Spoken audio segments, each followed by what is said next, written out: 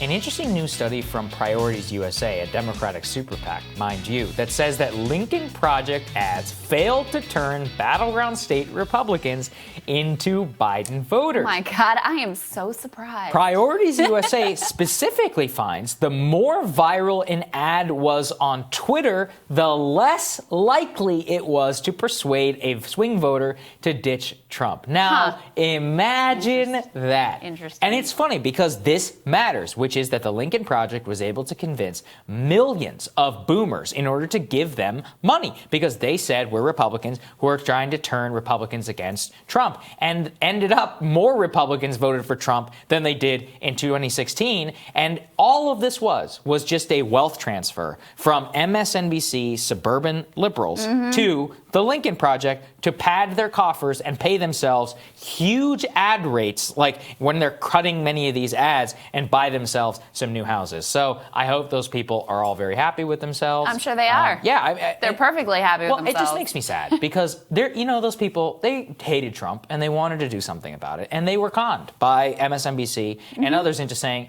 that this is a legitimate way to do it. I have nothing against political activism or political donations. People are free to do what they would like. I just wish that people wouldn't lie to them in order to take advantage. It's completely taking advantage of people, and it's an interesting psychological hack. Yeah. Because the ads were really designed for the Resistance wine mom, but it was designed to be what the Resistance wine mom thought would be effective in going hard against Donald Trump.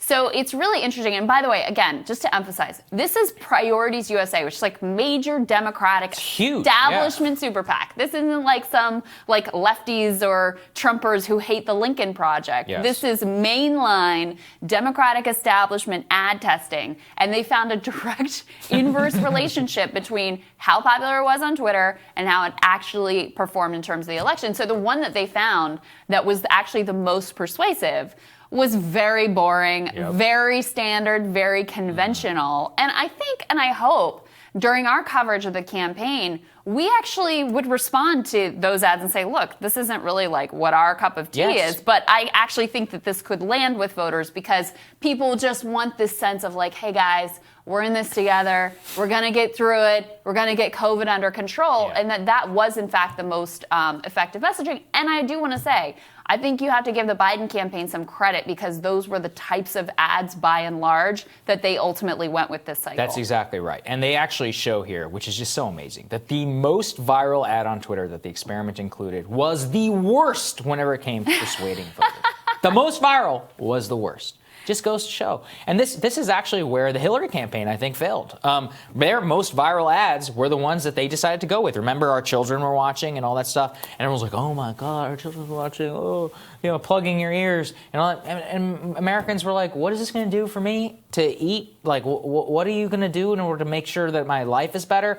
And this is, look, Biden had played into that, not as much as he probably should have if he really wanted to win big. But in general, he directionally aligned with that. The Lincoln Project and more has absolutely nothing to do with convincing voters. It's more about a feel-good project of saying mean things to the bad orange man. Yeah. That a lot of people just want to see somebody yell. It's a money-making venture. That's what it is. And don't forget, these guys are now building a media venture in order to